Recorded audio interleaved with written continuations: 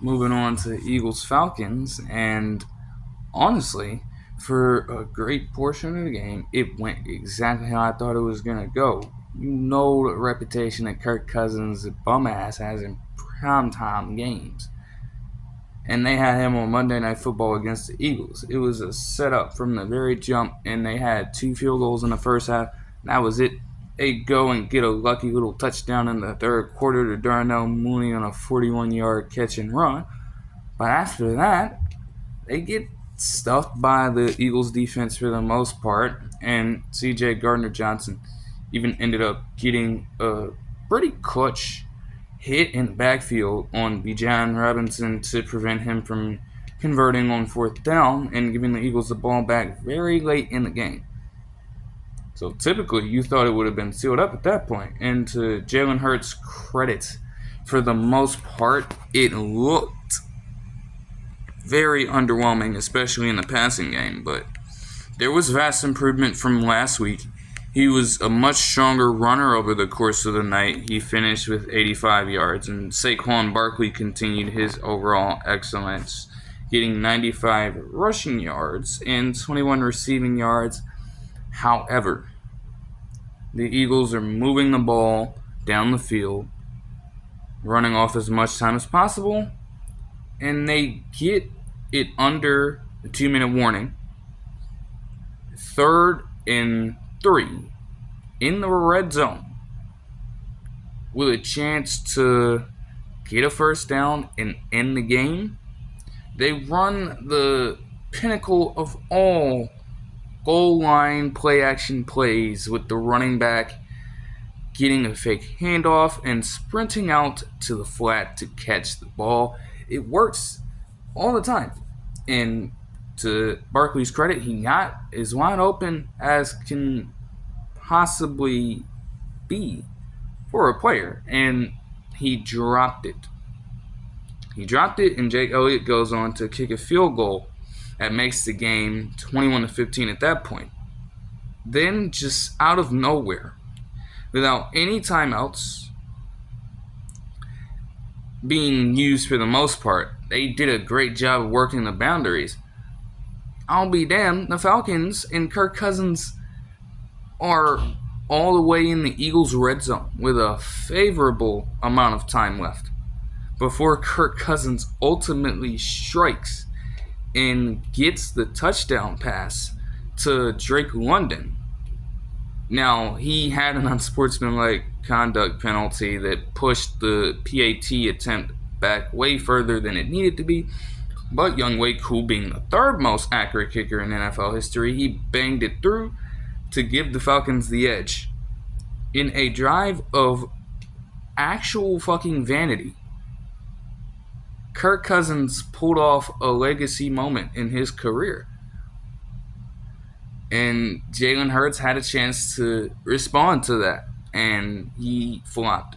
He forced an errant throw into Devontae Smith's direction, and it was undercut and picked off gracefully by none other than Jesse Bates III, one of the top free safeties, if not the top free safety in the league right now. And the Falcons are able to just end the game. You have to give credit to Kirk Cousins here. I mean, he outplayed Jalen Hurts from a passing standpoint. 241 yards, 2 touchdowns, 69% completion percentage. Great contribution. And, I mean, this marks his 28th game-winning drive since 2015, the second most over that span. You'd think that would have a little more respect if not for his reputation in primetime. And he won the battle, but trust and believe me, when we get back to this very point next week, he would not have won the war.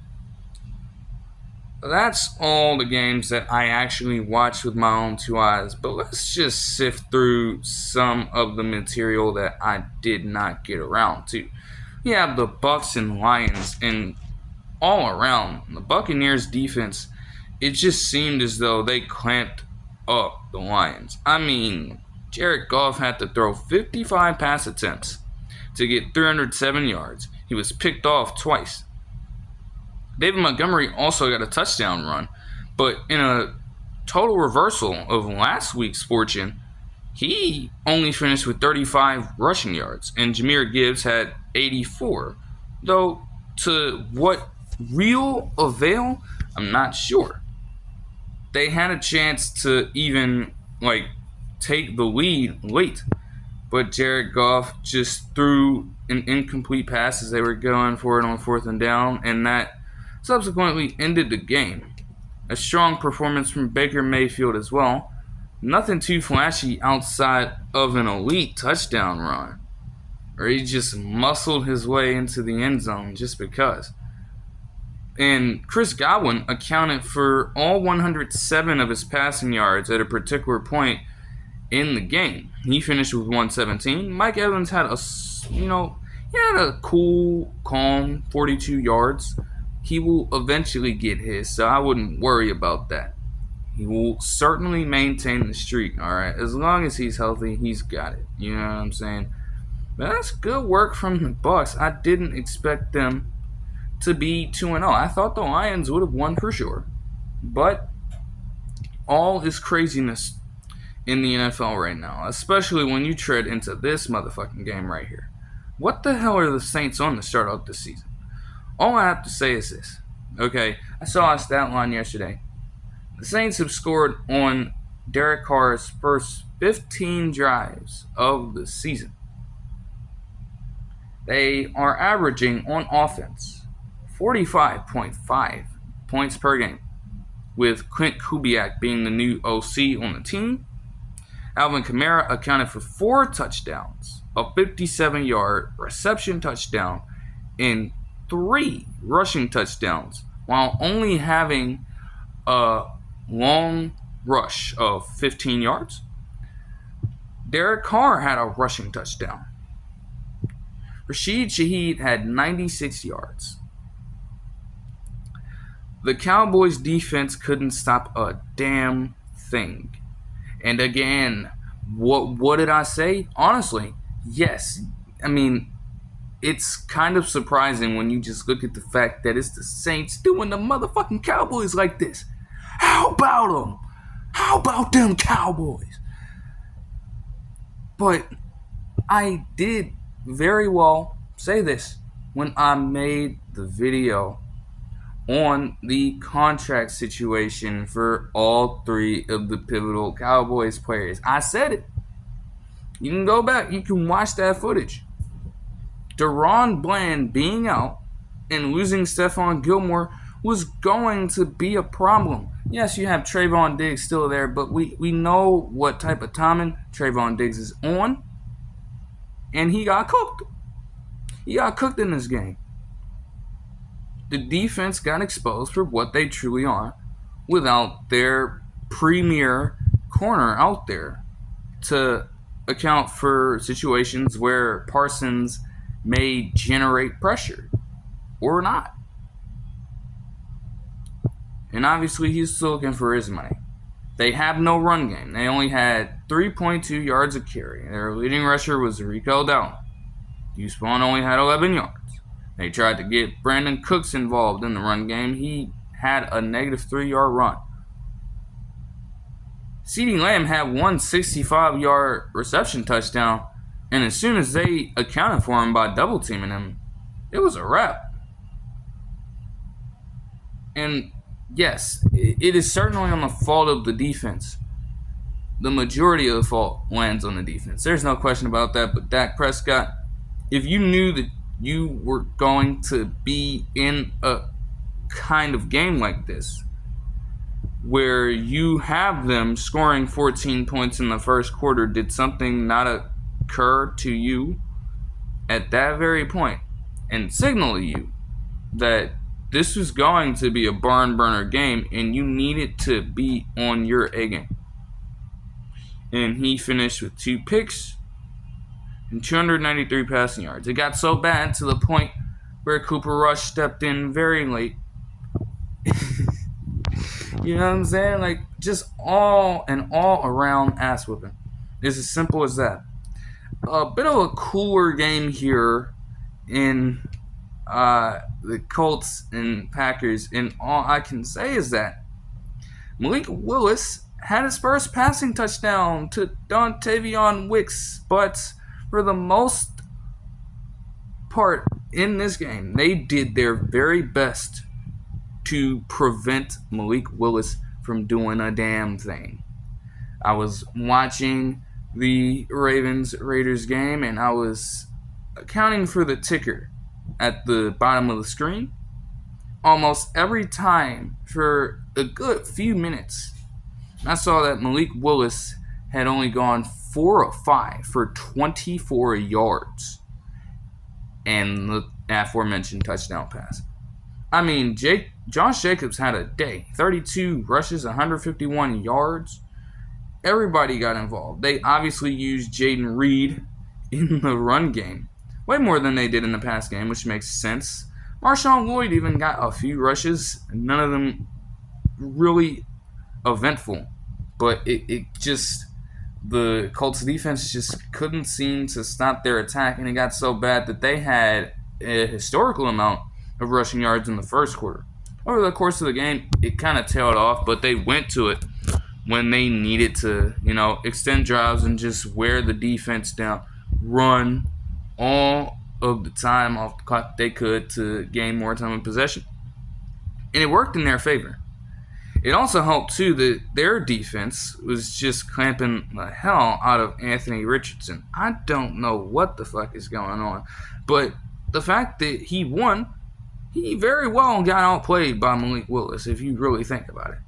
I mean, he only had 50% completion. He passed 34 times just to get 204 passing yards, threw a touchdown, and threw 3 picks. Obviously, I won't even count the one that happened at the end of the game necessarily. I mean, you're going for a desperation heave. At that point, you have no choice but to just chuck something up, and that's just how it went. Jonathan Taylor also had a very great game on the ground, 103 yards on 12 carries. So again, this is a game where you kind of needed to lean more into the run game, especially if it was working to that extent. They averaged 7.8 yards per carry. It makes you wonder because the Packers ran the ball 53 fucking times, and they only ran it 18 with far greater efficiency. So why would they get away from it and just try to sling the rock when they saw that Anthony Richardson was not doing a good enough job of being accurate down the field? I don't understand. I don't get it, Shane Steichen. But yeah, that's a game that I'm certain the Colts are going to want back. I mean, bro, everything worked in your favor. You didn't even have to face off against Jordan Love. You literally were facing a man who had not thrown an NFL touchdown pass. Everything was in your favor, and you just completely blew it. Same here with the Giants and Commanders. I mean, just try this on for size. I think you've been hearing about it for the past few days, but just to inform you again, they are the first team in NFL history to score 3 touchdowns, allow no touchdowns on the defensive end, and still lose a game. It's all a part of the dumpster fire that is the Daniel Jones experience. I'll be damned. He finished with 178 passing yards. He didn't throw a pick. He threw 2 touchdowns. He didn't even fumble. He didn't turn the ball over. And you just could not find a way to get your offense to move the ball down the field enough and convert on scoring opportunities. Now, granted, their kicker did get injured, and they had no choice but to start going for 2 because Jamie Gillen attempted a PAT, and it went absolutely haywire, so they were having none of it. But the fact that you don't even get a single 2-point conversion, you missed all of your opportunities there. Kickers can be vulnerable at times, and there will come days where your kicker gets hurt. You have to find a way to overcome that at some point. And you mean to tell me that you just missed on every 2-point opportunity? I mean, even Malik Neighbors had a strong game with 127 receiving yards and a touchdown. But, like, it's just so unorthodox. It's literally unlike anything I've ever seen before in my life. Jayden Daniels did not have, like, he was just accurate. They didn't ask him to make any crazy throws, just, throw short, a few little shots here and there, nothing too crazy, and he finished with 79.3% completion for 226 yards. Yeah, 44 rushing yards, a little bit of a decrease, but that makes sense when you have Brian Robinson Jr. actually stepping up and going for under 33 yards. At least Noah Brown got some love, though, 56 yards. And Terry McLaurin, damn. 6 receptions for 22 yards. I would hope, and I think a lot of people would hope that gets better for McLaurin. Honestly, though, could get a whole lot worse before it gets better. Obviously, the MVP of the game for the Commanders is Austin Seibert. I mean, he hadn't even been in the league for a long-ass time. And he is called back in and asked to do this job for them. And he did it to perfection. He made all 7. And they quite literally needed all 7. You can't ask for much more than that if you're a Commanders fan. But if you're a Chargers fan, I suppose you're a little bit on cloud 9. Obviously, J.K. Dobbins had a very great game. Under 31 yards rushing and a touchdown. Justin Herbert is quite literally turning into, oh man. All the stuff that Jim Harbaugh said about Justin Herbert ain't even really being utilized in this kind of offense when you recognize that Greg Roman is leading the motherfucking show. I mean, goddamn. I mean, yes, 2 interceptions. Well, an interception and 2 touchdowns. Pretty standard numbers for Justin Herbert, but you want to know what isn't? In any capacity. I mean, 70% completion is honestly a bit high for Justin Herbert, especially with the aggressiveness that he can play with from time to time. And it will cost him, but it makes him who he is as, a prospect. 130 passing yards for Justin Herbert. That shit don't mix. I'm not going to lie. That does not mix. That doesn't even remotely sound right. 130 passing yards for that quarterback back there. Really? Are we being fucking serious? Not to mention, too, that Quentin Johnston just magically decides to get hands and catches 2 touchdown passes, only misses a target. Again, not seeing, it could have been a drop. It could have been just a complete misfire by Herbert. Whatever the case may be, you're having Quentin Johnston make the most of his catches. And the Chargers win 26-3 against the Panthers. Yes, all those numbers may look very glaring, and against any other team, if you see Justin Herbert putting up only 130 passing yards, there's a little bit of a problem. Now, their rushing attack was great. 219 yards and 5 a carry. If you're doing that against any team, you stand a pretty good chance. But the 130 passing yards in today's league, even with, a lot of the rule changes, is insane. But it works when this goddamn team is so fucking trash. Okay? What in the fuck? It's atrocious. I don't even need to read you anything because it's not important. You saw how Bryce Young played. You see the numbers. And clearly the Panthers had to do some soul searching too. They benched benched Bryce Young for Andy Dalton. That's all I have to say.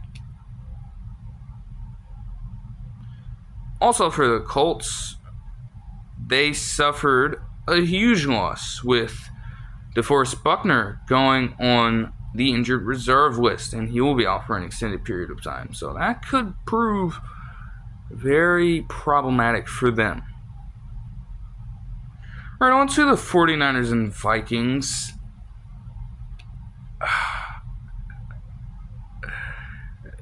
Brock Purdy got outplayed by Sam Darnold too.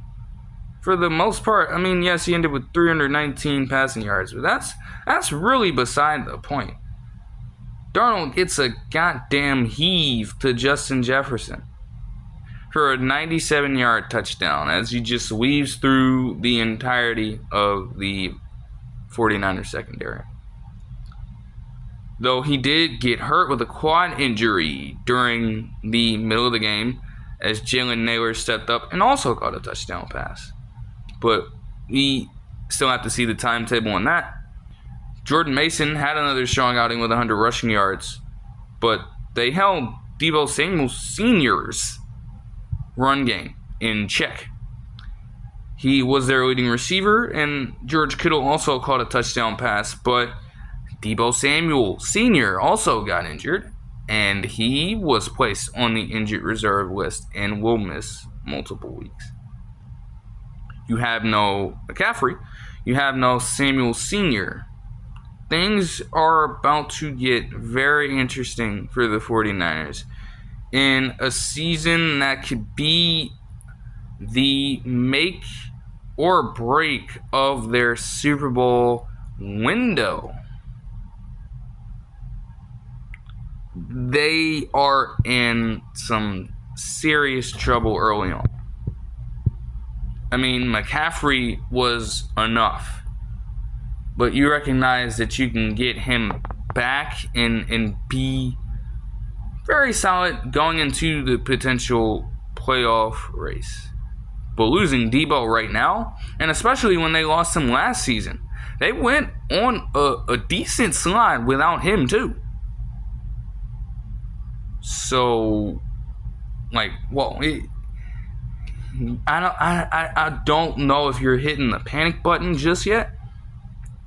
But be wary of what's to come if you are a 49ers fan. That's all I have to say. This game right here, Browns Jaguars. All I gotta say is this shit, fucking mediocrity encapsulated. Okay, mediocrity encapsulated. You have a combined $525 million across 9 fucking years. Pretty much. No. Scratch that. $505 million. Nah, just a little less. That's nothing. That's nothing. $505 million over the next 10 years. Combined in terms of the initial contract extensions that the respective teams, Browns and Jaguars, paid to Watson and Lawrence, respectively. And Watson's obviously is fully guaranteed for him to only produce a rushing touchdown and 186 passing yards against the Jags on Sunday. He didn't do a whole lot of negative, habit things when it comes to turning the ball over like he did against the Cowboys last Sunday. But I mean, what the hell is this?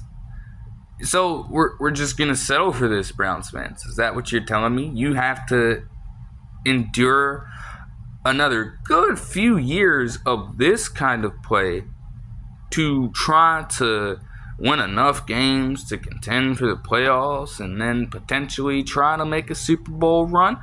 This ain't shit.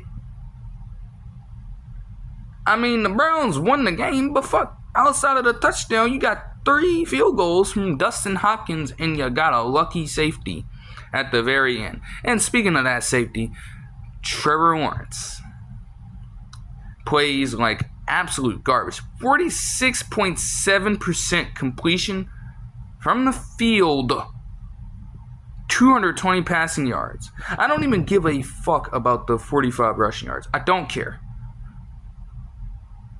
Do you realize how ballsy one has to be to play like this after not only signing a contract extension like the one he did, but a little before the game even started, in the days leading up to it, there was a report that they would temporarily name the fucking Jaguars Stadium after Trevor Lawrence. Trevor Bank. They really did it. That is not fake. You can look it up. It is on the internet. There are multiple sources for it. They temporarily named the stadium after him for this very game. And you produce in such a horrible fashion like that. Not to mention, despite how shitty he was playing, he was still given a chance at the very end. And what does he do? He gets sacked for a safety. The defense luckily finds a way to stop them, and he gets another chance. He somehow manages to get in Cleveland territory and still just can't seem to find it in him to make the game-winning play. One of the more embarrassing displays that could have been broadcasted. There is just no shot. It's like, dude, what in the world is going on in Jacksonville right now? Please tell me, enlighten me. And what the hell is going on in Tennessee right now? Well, Levis just getting cussed out, my brand new head coach, because he just wants to play all this hero ball and make some very stupid decisions on the field. They were driving. All you had to do is just hold the ball. He was getting flipped in the air on that play, okay? All you have to do is just hold the ball, take the sack, and get the field goal. No. Will Levis wants to be the hero, and he throws it in such an odd manner to Tajay Spears. And he fumbles the ball, Jets recover it, and Titans don't come away with anything on that possession, which would have made the game a little closer at the time.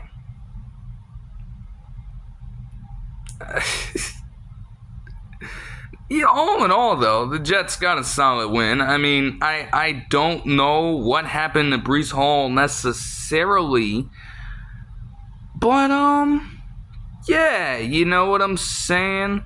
14 rushes for 62 yards is decent. They also gave some love to Braelon Allen, the late round pick out of Wisconsin. He got a 20-yard run entering the game. Both of them did solid work. I mean, in the rushing game and in the receiving game. If you can find somebody like that late, that's certainly a steal. They recognize that Breece Hall's the main guy, but to have Braelon Allen doing that to the side is pretty fucking good. All things considered. Mike Williams entered the game and got a catch. Yes, he is here, in case you forgot, and in case you were wondering where he was at in week 1. He's here, and he's alive. Yeah, oh, hey, Malachi Corley got something too, my namesake. Yeah, a little 4-yard catch.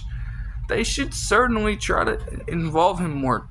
I'm not saying that out of bias, by the way. They probably should do it. He'd been doing some good work for them in the preseason. And, voluntary workouts and stuff like that. Like, why not give him a chance? Aaron Rodgers has yet to pass for a 300-yard game in this very season, and it has also been quite a long time since he's done it in general. He hasn't done it since the 2021 season. It's been a long time coming. I'm sure he'll get there. And honestly, you don't even need him to do that if your defense is playing this stellar. I mean, they force him into a pick. They were getting gassed in the run game overall, and even Calvin really managed to get multiple touchdowns. He scored a rushing touchdown, and he had the only passing touchdown by Will Levis in the game. But defense overall did a great job when you're holding them to 17 points, forcing a pick, and forcing fumbles. They are the whole package. You know, they have a little bit of everything on this team, and you have to respect that. Now, with that does come some good and bad news. I'll have to just relay the bad news first. Jermaine Johnson is out for the rest of the regular season. Yes, I was on record as saying that he would have a breakout season this season. I was expecting him to do it. And granted, he was probably on pace to do so, but on a play, he suffered a torn Achilles, which he confirmed to be the case on the day following. That just sucks. You know what I'm saying? So he's going to need the entire rest of the year for that. Hopefully he recovers and comes back a stronger and better player next season. So a tough loss for that unit. Yes, they still have a great amount of guys, but like Jermaine Johnson II being that young and having that much raw talent, especially with what he was able to do last season and carrying that into this season. It could have been the year for him. Not to say that it can't happen in the future, but like, damn it, it's just crushing. Now, the good news, in his place, you have Will McDonald IV, the late round pick out of Iowa State for the Jets last season. Blowing the fuck out. He had the most pressures on the quarterback in his career to this point on Sunday. He had 3 tackles for loss, all of them being sacks, a career high. And he had 4 solo tackles. Impressive work. Now we're on the watch to see what Will McDonald IV can do in that unit. And if you can have him develop, you have Jermaine Johnson II coming back with that same amount of potential, and he can actually bring it all together. Oh my God. That front 7 for the Jets could be even more dangerous than they already are with having a person like Quentin Williams up front. And I mean, it's like, if you're Hassan Reddick, you're 50-50 still. You're seeing that emergence from Will McDonald IV, and you're kind of cringing. You're kind of cringing. Because the Jets, if he can maintain it, are probably content with not having you in his line of thinking, right? But to lose a guy like Jermaine Johnson II, if it continues to affect them in a negative way, then the Jets are going to get desperate enough. And desperation will lead to some crazy shit going on. And you're going to want to pounce on that opportunity to sign Hassan Reddick in that situation. That's my take on the matter. But we'll just have to see what happens. Maybe they just play hardball and just force him to sit out the entire season like Le'Veon Bell.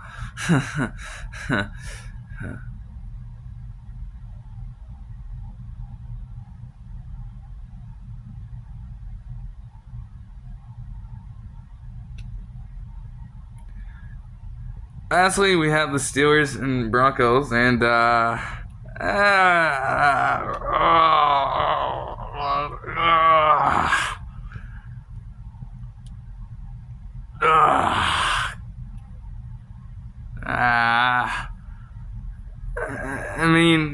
Justin Fields got it back in blood for Russell Wilson. Just look at his comments after the game.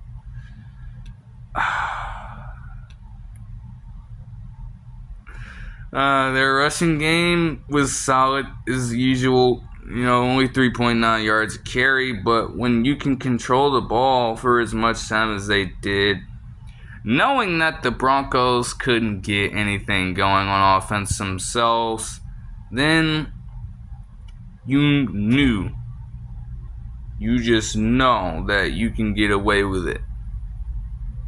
It sucks also that the only touchdown catch and the very first touchdown in general on the season for the Steelers came from none other than Darnell Washington, a fucking possession tight end out of Georgia. He was utilized as a blocker for most of the season last year and got very few receptions in general. So what a slap in the face that you have all these other weapons at your disposal. Granted, there could be some upgrades in some places, but you don't even get your first touchdown pass to George Pickens. He technically did, but it was called back because of a penalty.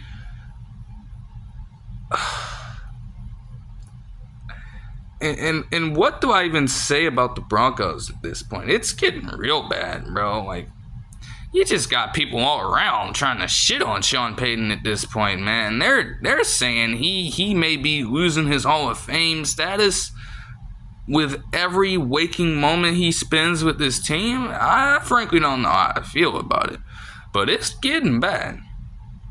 He thought Bo Nix is going to be the next Drew Brees. Drew Brees ain't found himself in no goddamn position where he's thrown 4 interceptions across multiple games without having a single touchdown pass. Yeah, fake ass touchdown run don't count.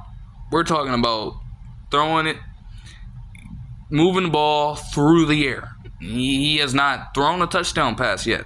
Only picks to the other team.